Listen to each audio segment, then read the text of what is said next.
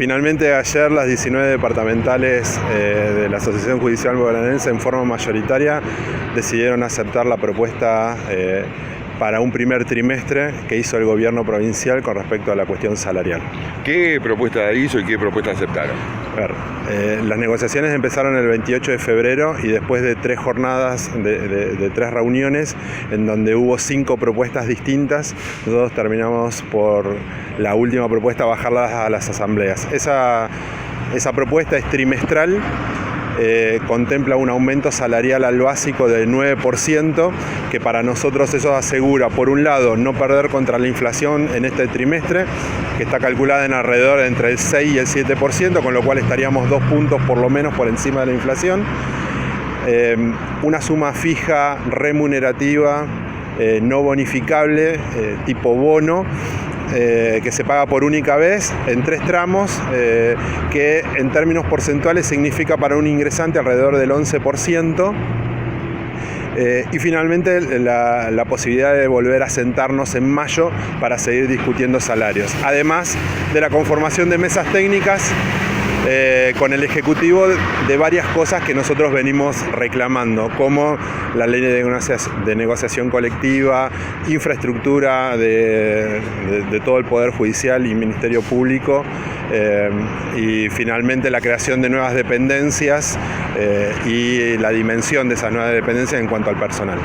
Hay una cuestión, Fernando, que no hay que soslayarla, sino la diferencia en la escala salarial entre los jueces, los magistrados y los trabajadores.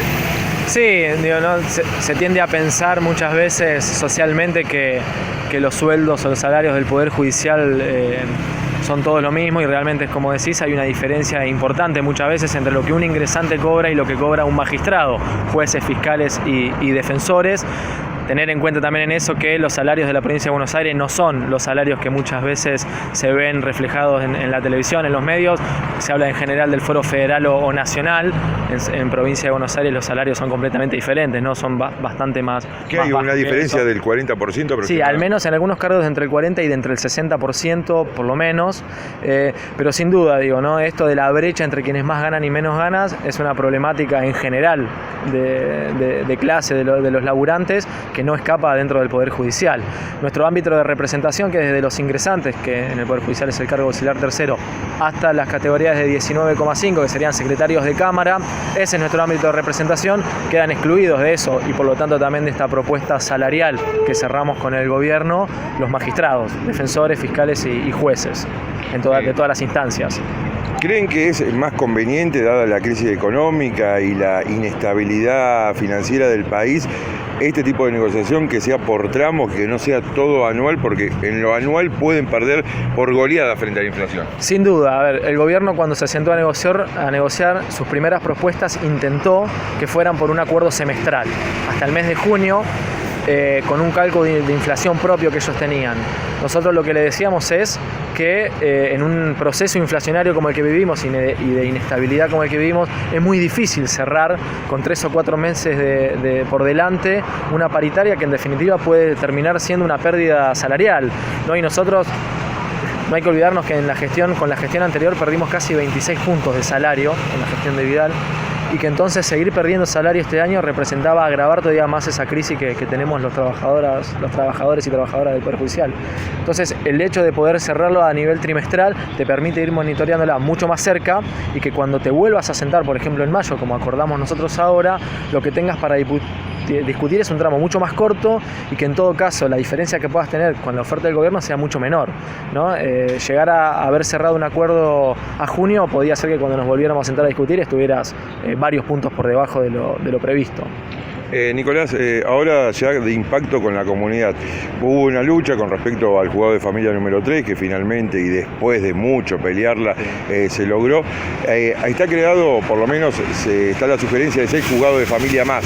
Digo, ¿cómo está el tema que obviamente también impacta en la calidad del trabajo de ustedes?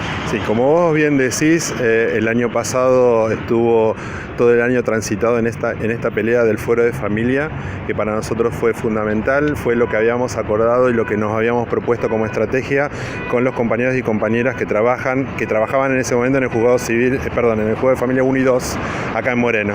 Eso se materializó recién en octubre del año pasado, la creación del Familia 3, que era el primer escalón de la pelea. Como habíamos anticipado y como nos imaginábamos, el juzgado de Familia 3 ya está colapsado. Ingresan aproximadamente 120 causas por día, con una dotación bastante menor en comparación con el Familia 1 y 2. Pero como vos bien decís, la Corte, después de los reclamos que nosotros hicimos durante el año pasado, sobre todo, que se intensificó, tomó mucho de los argumentos que nosotros utilizábamos e hizo una acordada, que es la forma que tiene la Corte de producir sus opiniones, en la cual le recomendaba al Poder Legislativo la creación de 8 juzgados de familia para la departamental, es decir, 5 más. Y no solo eso, sino que avanzó y les dijo de dónde sacar los recursos. Bueno, esa instancia es legislativa y nosotros entendemos que ahora viene ese paso, ver cómo en la legislatura de la provincia de Buenos Aires nosotros avanzamos en la concreción de esos juzgados que la Corte dice que necesitamos y que nosotros lo vivimos y lo padecemos diariamente. Tanto los habitantes de Moreno como de Rodríguez no tienen una justicia que responda en los tiempos que tiene que responder, justamente porque el Estado no aporta los recursos necesarios para la puesta en funcionamiento de esos juzgados. Este sería un año clave.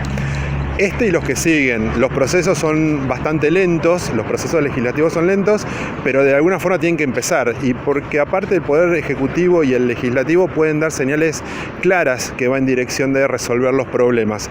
Hoy todavía no los hay. Estamos transitando esos caminos, volviendo a organizar para esta nueva etapa, que seguramente va a contar con la participación no solo de los compañeros y compañeras de los juzgados de familia, sino también de toda la comunidad. Es fundamental que se involucre la comunidad, que se involucre el poder político en esto, porque es así como vienen las soluciones para los ciudadanos y ciudadanas.